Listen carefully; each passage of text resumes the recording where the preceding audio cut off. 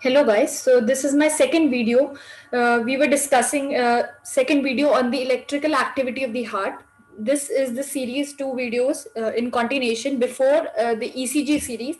So please do watch the previous video also. Definitely you watch because you won't understand anything in this video before watching that. So now we were discussing about the action potential, and we discussed already the fast type of action potential which was seen in the myocardium and the Purkinje fibers. Now we are talking about the slow type of action potential which would be seen in case of the SA node and the AV node. So this is seen in case of the nodal tissue. ठीक है, and we have already seen that fast type of action potential जो है वो क्या है, plateau वाला जो potential हम देखते हैं that is. But in case of the slow type of action potential this type of graph is observed. ये जो मैंने यहाँ बनाया है, सो इसे लेबल करते हैं. On Y axis is our voltage and on X axis is your time, and these are this is the graph which we have to discuss the ionic basis of the same. And here to the right bottom side I have drawn a myocardial cell. ठीक है, तो अब शुरू करते हैं बिल्कुल exactly जैसे हमने पिछली बार किया था. So this is the phase one. So हमें पता है from the previous discussion that जो नोडल टिश्यू होता है इनका जो रेस्टिंग मेम्ब्रेन पोटेंशियल है that is not stable, right. It keeps on fluctuating between -65 millivolts to -40 millivolts. तो ये जो पोटेंशियल है, लेट मी हाईलाइट इट, ये जो फेज है this is the phase of pacemaker potential कहते हैं इसे, प्री पोटेंशियल, और this is the phase resting membrane potential भी कह सकते हैं. And this is the phase 4. कौन सी फेज है? This is the phase 4. Do not say phase 0, this is the phase 4. So now let us start with the phase 4. ठीक है, so phase 4. And this phase, this is the phase of pre-potential. This is called as the pre-potential, or it can be also called as the pacemaker potential. Pacemaker potential. Now, what is the reason behind this? ठीक है, what is the reason behind this? तो इससे पहले चलो ठीक है, reason behind this पहले देखते हैं. So this is because of the entry of sodium. ठीक है, this is because of the entry of sodium. So sodium की entry मोस्ट इंपॉर्टेंटली, उसके अलावा कैल्शियम की एंट्री भी है, बट सोडियम की एंट्री क्यों? क्योंकि सोडियम की एंट्री एक पर्टिकुलर चैनल के थ्रू हो रही है. Let me redraw. So sodium की एंट्री ये चैनल के थ्रू हो रही है. This is the entry of the sodium and this channel, this is really important channel. मैं थोड़ा थिक करके इसे लिखूंगी. This channel is the HCN channel. This is the HCN channel which will produce the funny current. ठीक है, HCN channel को पहले discuss करते हैं. I am discussing it here. HCN channel, and this HCN channel will give rise to the funny current. जो sodium की entry हो रही है इसे मैं फनी करंट क्यों कह रही हूँ समझ जाओगे when I will discuss the full form of this channel. So now let us discuss the full form. HCN का मतलब क्या है? This is hyperpolarisation. This is hyper polarization induced cyclic AMP nucleotide gated channel. ठीक है, तो अब 3-4 चीजें answer करते हैं. सबसे पहले हाइपर पोलराइजेशन induced है. This is hyperpolarization induced. That is why it is called funny current. ठीक है, नॉर्मली क्या होता है, जो वोल्टेज गेटेड चैनल्स होते हैं ना, जब डीपोलराइज होते हैं, एक्शन पोटेंशियल आया तब वो ओपन होंगे. लेकिन ये वाला जो चैनल है ये हाइपर पोलराइजेशन से इंड्यूस होगा. ठीक है, जैसे ही सेल, ये देखो, जैसे ही नीचे की साइड जा रहा है हाइपर पोलराइजेशन हो रही है. हाइपर पोलराइजेशन में ना negative. So as soon as hyperpolarisation occurs it gets stimulated and तभी पेसमेकर पोटेंशियल वे. ठीक है, it is hyperpolarisation induced, therefore this type of current is called as funny current. Normally जो channels है वो depolarisation induce होता है, but this is an exception. It is hyperpolarisation induced. सी किस लिए? It is cyclic AMP nucleotide gated. इसका भी एक रोल है, इसकी भी एक इंपॉर्टेंस है. तो वी नो जब भी सिंपैथेटिक नर्वस सिस्टम एक्टिवेट होता है, ठीक है, so if there is increase in sympathetic discharge that will increase the cyclic AMP. And this cyclic AMP therefore causes induction or stimulates this HCN channel, ठीक है, it will stimulate this HCN channel, और HCN channel जब stimulate होगा इसकी वजह से जो pacemaker potential इसकी स्लोप बढ़ जाएगी, इसलिए we see that the sympathetic discharge this is going to cause an increase in the pre potential, ठीक है। और पैरासिम्पैथेटिक क्या करता है, पैरासिम्पैथेटिक से the cyclic MP level, so parasympathetic से there is decrease in the cyclic AMP level which causes decrease in the HCN channel, therefore the slope of pre-potential that comes down. तो लिख लो, pink वाला is for parasympathetic and the green वाला, this graph, this is for sympathetic. Slope is increased in case of sympathetic. This was important to understand because ये questions भी पूछते हैं और हमें पता होना चाहिए कि क्यों ऐसा होता है कि हार्ट रेट बढ़ जाती है सिंपैथेटिक नर्वस सिस्टम में, है ना, क्योंकि प्री पोटेंशियल बढ़ गया तो जल्दी जल्दी हार्ट बीट होगा, क्योंकि यही तो पेस मेकर पोटेंशियल है, तो जल्दी जल्दी हार्ट बीट होगा which will result in increase in the heart rate, ठीक है। तो अब इस पे वापस आएंगे, इससे पहले let us discuss, we were discussing the phase 4, ठीक है। So now let me erase this, please take a screenshot if you have not taken right till now. सो अब हम इसे इरेज करते हैं और आ जाते हैं वापस, किस पे आ रहे हैं, we are discussing the ionic basis for the pacemaker potential, ionic basis for the pacemaker potential. तो हमने देख लिया first reason was because of the HCN channel. अच्छा, दूसरा reason, this type of sodium entry is also called as slow entry of sodium. हमने fast potential में देखा था कि depolarisation phase of fast type of action potential which is phase 0 was because of the entry of the sodium to voltage gated fast sodium channel, but this is the slow sodium channel.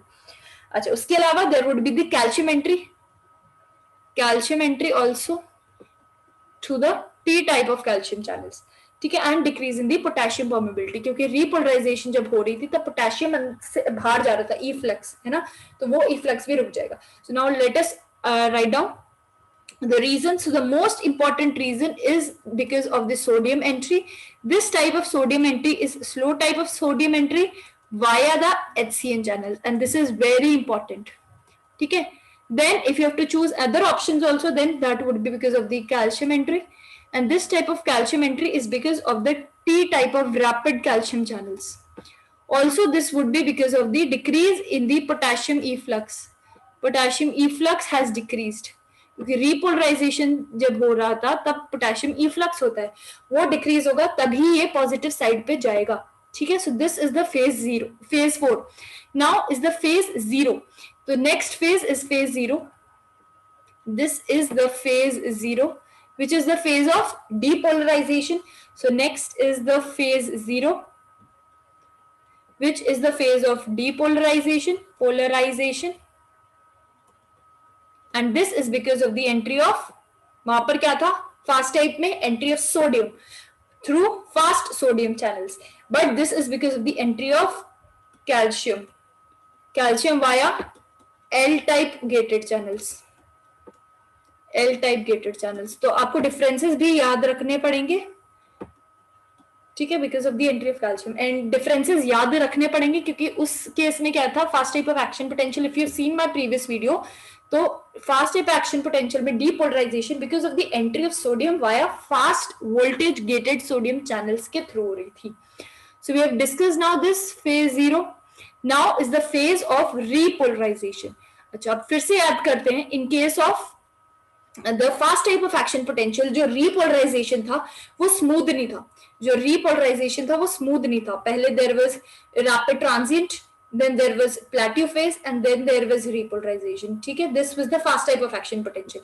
But here in this case, in case of slow type of action potential, repolarization एक smooth line में हो रही है, and this is called as the phase 3। हर बारी repolarization को क्या कहेंगे, phase 3। इसका मतलब slow type of action potential में phase 1 and phase 2 these are absent. I have also discussed the same in previous video also. So अब आते हैं phase 3 which is the phase of repolarization, and this phase is because of the potassium efflux via potassium Kr channels. What was Kr? Potassium rectifier channel. I have discussed in the previous video, and also because the calcium जो आ रहा था that has stopped, calcium influx has stopped, so this is all about this. अब 2-3 important चीजें हमने, एक drug miss कर दी discuss करने clinical aspect पे जंप करते हैं. अभी तक हमने देखा था जो सोडियम है, चलो let me clear the slide, please take the screenshot. तो अभी हमने देखा था कि जो सिंपैथेटिक डिस्चार्ज है that will cause stimulation of beta 1 receptors. पता है हार्ट के अंदर बीटा 1 रिसेप्टर्स होते हैं, ठीक है, which will ultimately lead to increase in cyclic AMP. This increase in cyclic AMP would stimulate the HCN channels. अभी देखा हमने एचसीएन चैनल्स, क्योंकि इसमें सी आ गया, एचसीएन चैनल्स का स्टिमुलेशन होगा जिसकी वजह से there would be steeper pre potential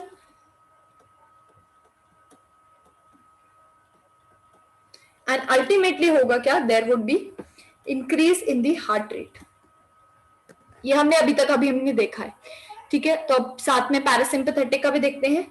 so parasympathetic अगर होगा that will lead to decrease in the cyclic AMP, और रिसेप्टर कौन सा है, M2 मस्करिनिक M2 रिसेप्टर्स के through, and this would ultimately lead to the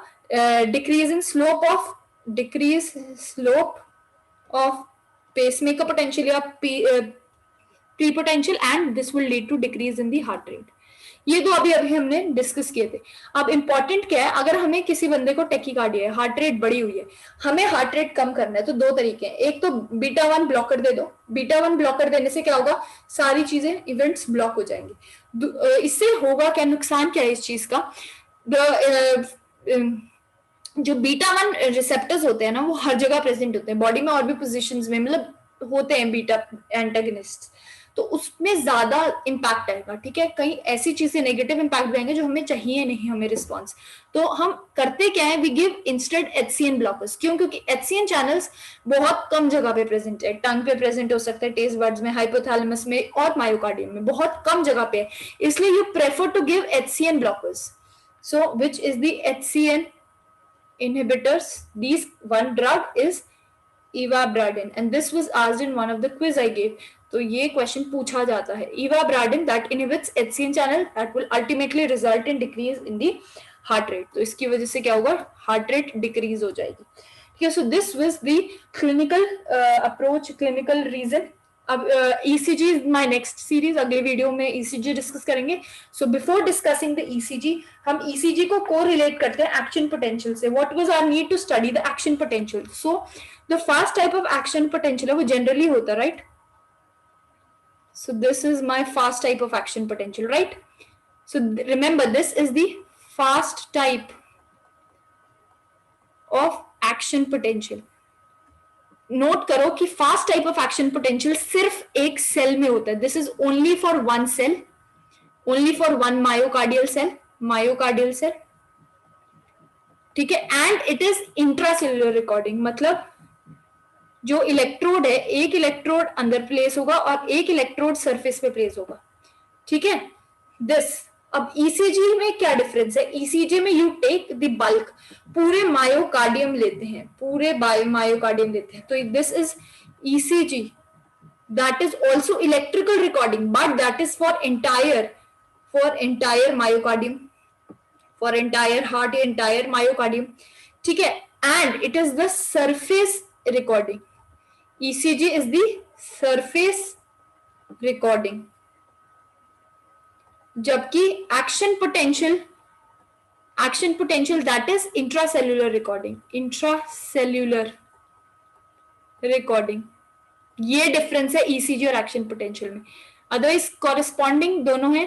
देखो ईसीजी क्या है, ईसीजी में क्या है, क्यूआरएस कॉम्प्लेक्स आएगा. सो क्यूआरएस कॉम्प्लेक्स इज डीपोलराइजेशन, है ना, क्यूआरएस कॉम्प्लेक्स.